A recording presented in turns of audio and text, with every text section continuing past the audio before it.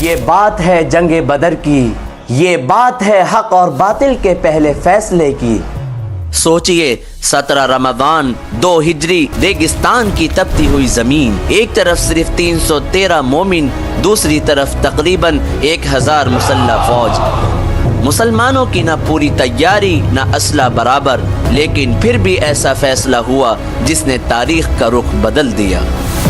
یہ کوئی عام جنگ نہیں تھی، یہ تھی حق اور باطل کا پہلا فیصلہ۔ اللہ تعالیٰ نے اس جنگ کو قرآن میں نام دیا یوم الفرقان، یعنی فیصلے کا دن۔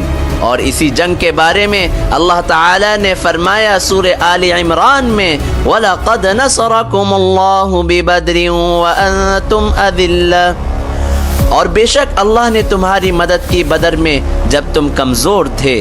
یہ کہانی نہیں، یہ وہی واقعات ہیں جو قرآن اور صحیح احادیث میں محفوظ ہیں۔ آج ہم چلیں گے اس سفر پر، ہجرت کے بعد کے حالات سے لے کر بدر کے میدان تک، فرشتوں کے نزول سے لے کر ابو جہل کے انجام تک۔ ہجرت کے بعد کے حالات۔ مکہ سے مدینہ ہجرت کے بعد بھی قریش کا ظلم رکا نہیں۔ مہاجرین اپنا مال، گھر، زمین سب چھوڑ آئے تھے۔ قریش نے ان کا مال ضبط کر لیا۔ اللہ تعالی نے اجازت دی کہ اب ظلم کے خلاف کھڑے ہو سکتے ہیں۔ چنانچہ اللہ تعالی نے قرآن مقدس کے اندر ارشاد فرمایا اذن للذین یقاتلون بانہم ظلموا، ان لوگوں کو اجازت دی گئی جن سے جنگ کی جا رہی ہے کیونکہ ان پر ظلم ہوا۔ یہ پہلی آیت تھی جس میں جنگ کی اجازت دی گئی۔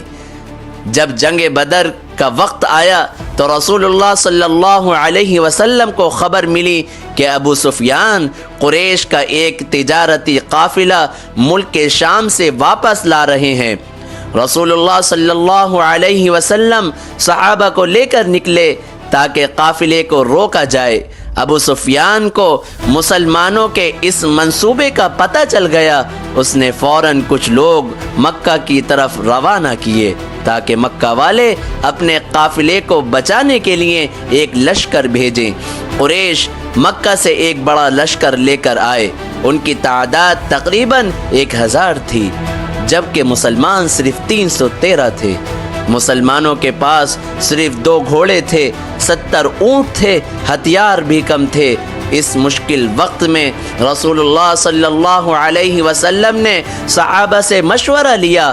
تب انصار کی طرف سے سعد ابن معاذ کھڑے ہوئے اور کہا یا رسول اللہ، ہم آپ پر ایمان لائے اور گواہی دی، آپ جو چاہے کیجئے، ہم آپ کے ساتھ ہیں۔ اگر ہمیں سمندر میں گھسنے کا حکم دیں تو ہم بھی گھس جائیں گے۔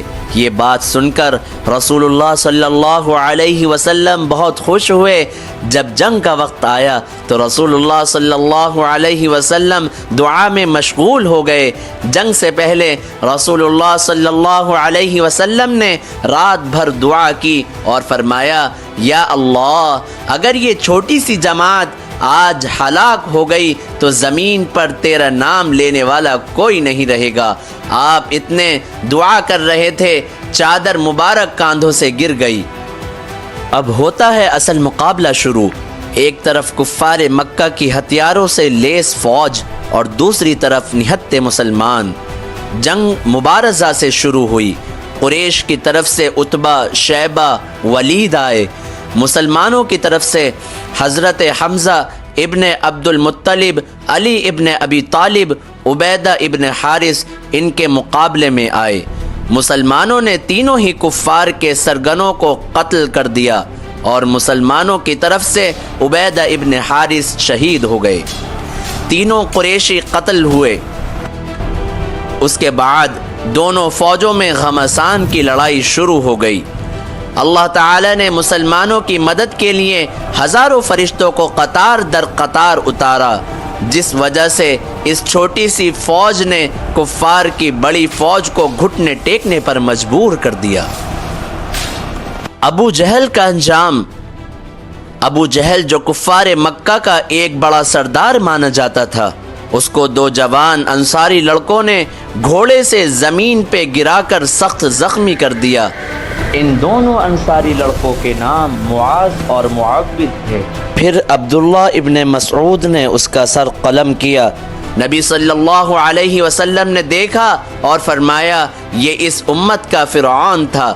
نتیجہ یہ ہوا کہ 70 مشرک مارے گئے، 70 قید ہوئے۔ اللہ نے قرآن مقدس کے اندر سورہ انفال میں ارشاد فرمایا اللہ نے تمہیں فتح دی فَلَمْ تَقْتُلُوهُمْ وَلَكِنَّ اللَّهَ قَتَلَهُمْ، تم نے انہیں قتل نہیں کیا بلکہ اللہ نے ان کو قتل کیا۔ کیوں؟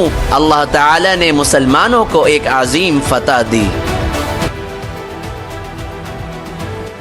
جنگ کا اصل پیغام مدد صرف اللہ کی طرف سے، ایمان کوانٹٹی سے نہیں کوالٹی سے ہوتا ہے۔ دعا اور توکل سب سے بڑا اسلحہ ہے۔ ذرا سوچئے اگر بدر میں 313 ہار جاتے تو آج دنیا کا نقشہ کیسا ہوتا، لیکن اللہ نے وعدہ پورا کیا۔ بدر صرف جنگ نہیں تھی، یہ اللہ کا اعلان تھا کہ جب مومن کھڑے ہوتے ہیں تو فرشتے اترتے ہیں۔ یہ تھی جنگ بدر، یوم الفرقان، حق کا پہلا فیصلہ۔